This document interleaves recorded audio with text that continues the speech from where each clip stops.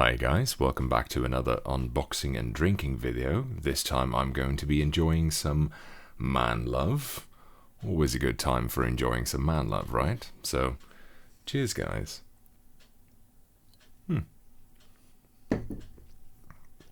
Very nice. Cool. So, this time we've got a slightly bigger box, as you can see. And, well, let's get to it.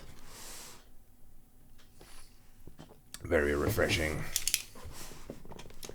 Actually, an Amazon box this time. That doesn't happen all that often. Usually the boxes are either white, especially when they're prototypes, or just from the company that makes them. But this time it's slightly different. Careful not to damage anything inside. Cool. Yeah, just this and nothing else in this box, it seems. Yeah, just some packing materials. It is, in fact, the ironically named Redragon Bluesiren. So, I've gotten a lot of requests to review a Redragon keyboard over the years. It's a fairly popular brand, I guess, and they contacted me, and I said, yeah, sure, I'll take a look at this. So let's have a look at this decidedly non-red offering from Redragon. It's also not Red Dragon, it's Redragon, or something like that, I don't know. Cool. This is... Come on. Open, you little fucker. Okay. Now that we're at the back of the keyboard, anyway, let's just look at the description. Redragon hot swappable full metal mechanical keyboard. Yes, that it's full metal is definitely noticeable already. Sturdy brushed aluminum frame, hot swappable keyboard for more switch options. Man, the switches in this look fucking jank. I don't know if you can see that, probably not, but they look like cubic vomit. Detachable USB-C cable, durable PBT keycaps, stylish RGB backlighting. Yes, this does have quite a lot of backlighting, I think. So, well, let's see if we can see that in action in a little bit. Other than that, the board doesn't mention too much. Just a switch type, I guess. Chroma RGB dustproof red. That's not... Well, that's fairly standard, I guess. Right, let's get this piggy open.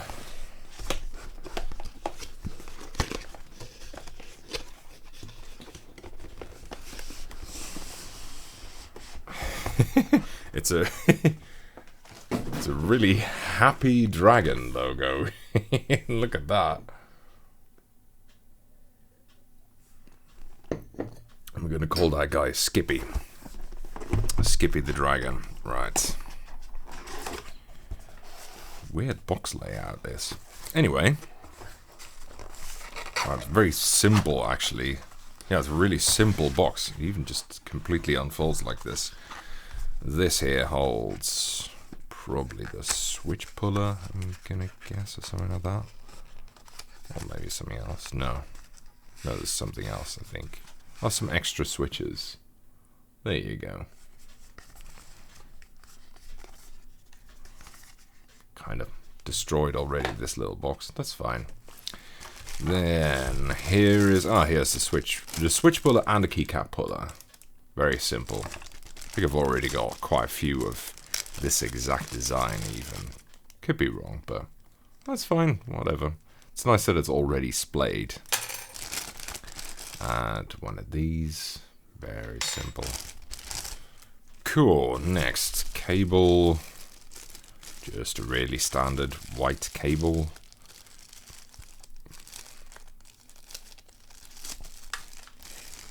Like that. Don't think I need to use that just yet. Just use my pre-deployed one. And next, the keyboard. then. Get away. Right, and some paperwork. We'll look at that in a second. Let's get rid of the box. And here we go. Ah, from the camera's point of view, it actually looks quite nice. So, immediate observation, in contrast to a lot of aluminium keyboards, it is not super thick. You see? Yeah, that's actually, well, it's not bad. And it's also not very cubic, especially this slanted front. It's actually quite rounded. It's nice. And you don't even see machining marks on there. Interesting. Nice. Cool. So, let's try that out then. Yeah, feels like read some things. Just get a switch tester program open so I don't start pausing the recording or something. That would be a shame. Ooh, this port is actually kind of dinged, I think. Yeah, look at that. The port's a little bit dinged. Don't know if you can see that. Probably works fine, but maybe it sustained a little bit more damage during shipping than I thought. The box itself didn't look bad, actually. Yeah, well, it still fits in.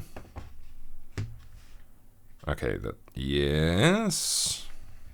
Yes, that is quite RGB, I think. Let me just switch the light off for a second so you can see that. So, it's got this light ribbon around the edges here. That's what makes it extra RGB. This would really fit in my living room, I think.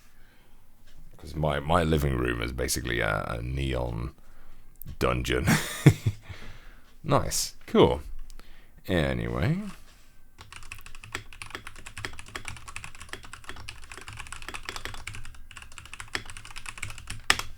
Nice. Yeah, seems pretty cool. Oh, I think someone's had an accident or something. Don't know if you can hear the sirens in the background. Oh, okay. So, anything of note in here? FCC statements, that's not particularly interesting. Holy crapperoni, what is this? I think it's yeah, it's stickers. But my god, look at them. The thing in the middle is also a sticker, big round sticker. Seems, I don't know what you would stick this on. Definitely not the keyboard. That would be a huge waste. Oh well. Well, if you're a Redragon enthusiast, I guess that doesn't hurt. Oh, gotta love me some man love. Right. So, keycaps look slightly different as well. Don't know if you can see that from there. They look a little bit more MT3-like. They're not, but they're also spherical, not cylindrical, I just noticed. Yeah, definitely. Actually, looks really cool on the camera. Yeah. Well, I don't know if it has, I don't think it has any particularly advanced features like some of the other keyboards I've reviewed recently, but yeah, so I checked some of the other stuff again, and it seems like it's really just let's say a higher grade standard type of keyboard. I like that it's full size though. Man, I've had too many small keyboards of late and it just pisses me off, so I'm glad to finally have a proper form factor again. Let me just, I cranked up the gain on the camera a bit. No, what was it? No, it was aperture size, I mean. So let's see if I can show you the RGB a little bit more, because it is quite intense actually. Like that. See, it's actually it's actually quite a lot RGB on this. I think it's a little bit flickery on the camera, but that probably just means it's not in sync. It doesn't flicker in real life, at least. Wow, even the, look at that. Even the underside of the keyboard is glowing. See, there's 3 holes that are that you can see the RGB light through. You see that on camera? Yeah, just about. Wow. So, wow, I guess that's about it. As normal, this is not really a review. It's really just a first impressions and unscripted type of video, which some of you guys tend to really like. Anyway, that's something you can look forward to sometime in the future for a review. I'm not entirely sure. I've still got some keyboards backlogged. In fact, the next one is going to be fairly sweary. So I know that's something that some of you also look forward to. So yeah, that about wraps it up, I think. I've talked for long enough. I'll see you in the next video, guys.